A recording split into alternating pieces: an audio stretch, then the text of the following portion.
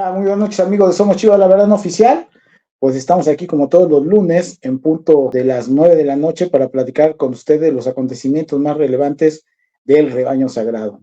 En este caso, les solicitamos antes de iniciar con la información, el que le puedan dar like, que compartan y se suscriban al canal. Como siempre, para nosotros será un aliciente, pero además nos ayudan mucho a que se dinamice el motorcito de YouTube, también el de Facebook, y que en ese sentido pues se vaya generando una comunidad más amplia de Somos Chivas de la Verdad No Oficial. Ahora en julio vamos a cumplir ya 11 años del canal. El día de hoy no va a poder estar con nosotros la compañera Mercedes por cuestiones familiares y bueno, pues vamos a empezar con una lamentable noticia, una noticia que ustedes el día de ayer se enteraron seguramente si estuvieron atentos de la final del fútbol mexicano, y es nada más y nada menos que la obtención de la 15ª corona de parte del equipo América, que se conjunta con ser bicampeón y además campeón de campeones porque ganó en 2 torneos consecutivos, precisamente el cetro de la Liga MX. Mucho que analizar al respecto, no del América, sino más bien de Chivas, qué es lo que ha dejado de hacer precisamente para ser un equipo competitivo, en donde la circunstancia de hacer un mal trabajo desde la época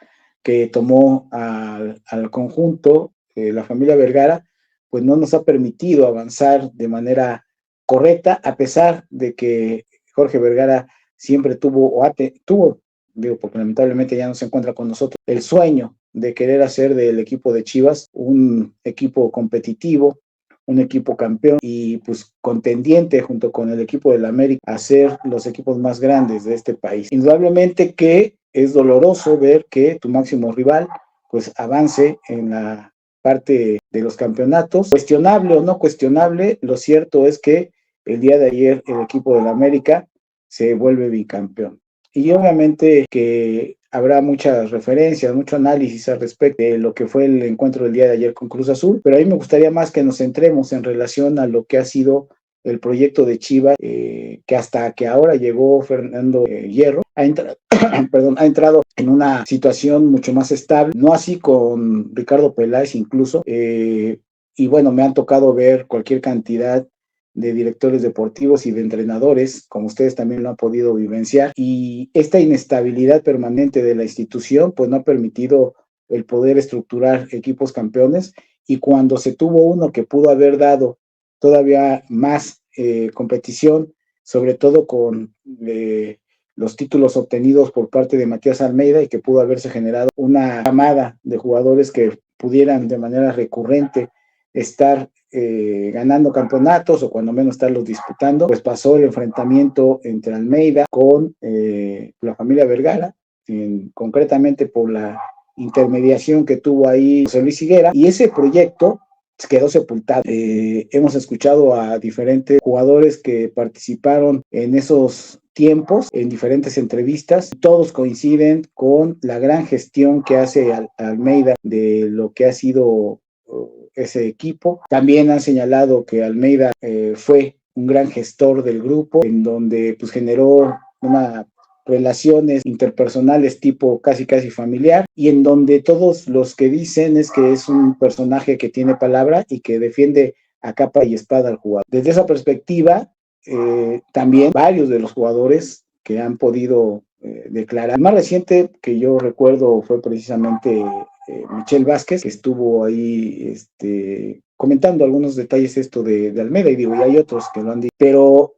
hablan de este personaje siniestro que fue precisamente José Luis Higuera, y en donde pues empezó ahí a debilitarse la relación, terminando prácticamente a golpes Matías Almeida con Amaury Vergara, situación que bueno, pues obviamente creo que hubiera sido muy dispareja, pero eso impidió que en algún momento, o ha impedido que en algún momento Almeida pudiera regresar a Chivas. Ustedes recuerdan,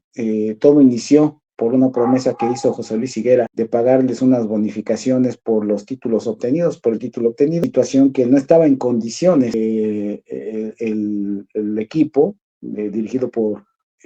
Jorge Vergara de pagar esto, y además se sabía que Jorge Vergara estaba en contra de dar este tipo de estímulo. Y bueno, cuando se da la palabra, pues hay que cumplirla, y es como inicia toda esta pequeña bola de nieve que se va incrementando hasta llegar al rompimiento. ¿Qué relato todo esto? porque de las últimas décadas, el equipo que más pudo haberse acercado a tener una camada de jugadores exitosos, brillantes y con varios títulos, pues fue esa. Después de ahí vino dando tumbos el equipo con diferentes entrenadores, donde pasaron Tomás Boy, el Diablo Cardoso, Luis Fernando Tena, Bucetich, de casa, pues obviamente varios de ellos, desde Michele Año, pasando por Cadena, y hasta que llegó ahora Fernando Hierro, porque recordemos que ante la salida de Almeida, donde se fue también Paco Gabriel de Anda, llegó Ricardo Peláez, en donde pues hubo una inversión cuantiosa de $40 millones,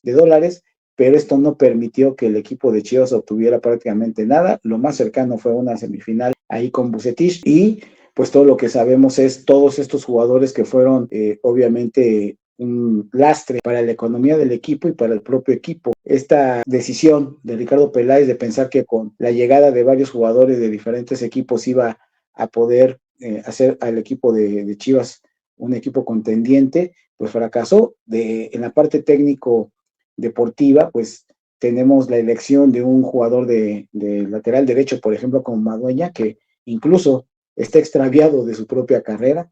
Alexis Peña y el Chicote Calderón, que venían de Necaxa, pues con todos los riesgos que ellos mismos representaban, pues porque ellos allá en Aguascalientes hacían lo que querían, incluso su participación en la Feria de Aguascalientes, dicho por el propio Chicote Calderón, de cómo era que él hacía todo el desmadre que quería y que, bueno, llegaba el día del juego, jugaba y tenía aparentemente pues éxito en su quehacer futbolístico. Y así con cada uno de los jugadores, incluso por ahí tuvimos algún jugador acusado de acoso sexual, en este caso Dieter Villalpando. Entonces llegaron jugadores que en realidad pues no le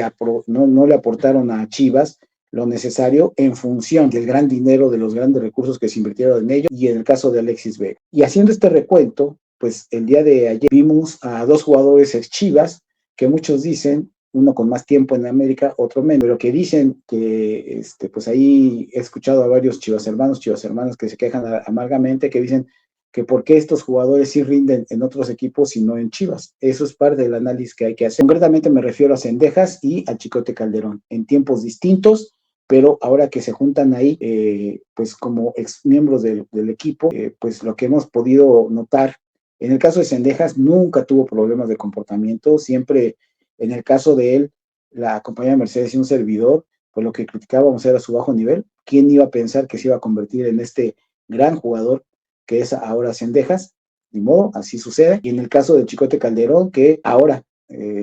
incluso ha hecho varias declaraciones respecto a la pérdida de su familia y el que la volvió a reencontrar y todo este acercamiento a Dios y todo esto que en algún momento fue criticable de su conducta, parece que la ha ido abandonando, entendiendo que ha ido madurando su propia carrera profesional, pero también a nivel personal. Y él ha hecho mucho énfasis en que los jugadores del América, cuando llegó el Chicote, pues le pusieron los puntos sobre las IES, que pues él se tenía que sumar a la filosofía y a la forma de relacionarse ahí en el club, y pues aparentemente lo entendió hasta el día de ayer que logró sobreponerse de las primeras fechas donde era abuchado hasta que el día de ayer obtienen este título. Y precisamente con este recorrido que hago pues tranquilamente de los últimos 15, 20 años del club y lo que ha significado en este caso el América siendo bicampeón, pues señalo precisamente que con Ricardo Peláez pues poco se pudo lograr, y ahora con Fernando Hierro y Fernando Gago, pero antes con Paunovic, en 2 años prácticamente, año y medio, porque en realidad va un año y medio, pues nos han ofertado, en este caso, una final y 2 semifinales. Perdón, una final, una eliminación en cuartos y una semifinal, ahora con Gago. Entonces, aparentemente se ha limpiado el vestidor de esas malas conductas, de esas praxis, pues no sanas, de un ambiente laboral un poco o muy, muy perjudicial. Se ve ya mucho más tranquilidad en todos los jugadores que están actualmente en el equipo, pero el daño está hecho, gente como Alexis Vega, como Chicote Calderón en su oportunidad, menos el Canelo, pero otros jugadores como Dieter Villalpando, que les encantaba la fiesta, pues sí le dieron en la torre precisamente a él. Y digo que aparentemente el vestidor de Chivas está limpiándose, porque ahora nos encontramos, ahorita que hablemos en el siguiente tema, antes de concluir pues nada más lo pongo como antecedente de lo que vamos a hablar, de los jugadores que son transferibles y todo ello. Se acusa que varios jugadores no es que anden en la fiesta, sino que han tenido un comportamiento irregular, por decirlo menos, por ejemplo, como el hijo del Tiloncito Chávez, el Tilón Chávez, el Tiloncito y también Yael Padilla, por lo cual están buscando, en el caso de Yael, incluso el reacomodo para ver que pueda madurar en otro lado. Ahí es donde entramos precisamente a la reflexión, al análisis de por qué jugadores que pasaron por Chivas son más rendidores allá en equipos que no pertenecen al rebaño sagrado. Hoy escuchaba a Demetrio Madero hablar acerca de que la ciudad de Guadalajara es una ciudad que pues lleva mucho a los jugadores a un ambiente de no concentración en su actividad profesional, pues porque hay muchas condiciones para distraerse, es lo que dice Demetrio Madero. Yo creo que en todas las ciudades existe, digo, ¿cuál podría ser peor que la propia Ciudad de México, en donde aquí, igual que en Guadalajara, se encuentra de todo? Pero se ha argumentado siempre que precisamente allá en Guadalajara todos estos jugadores pues son presa precisamente de todas estas desatenciones, por el caso de las mujeres que se les acercan, de que ellos mismos pues traen su propia lógica, como lo vimos con Alexis y con el propio Chicote, en donde incluso pues les gustan los carros, les gusta la buena vida y entonces empiezan a desatender su participación profesional. Indudablemente que la ciudad puede llamar la atención, pero creo que el fondo no es tanto eso, sino lo que hemos comentado aquí, la compañera Mercedes y un servidor, es que el propio club no ha generado las condiciones a través de la atención de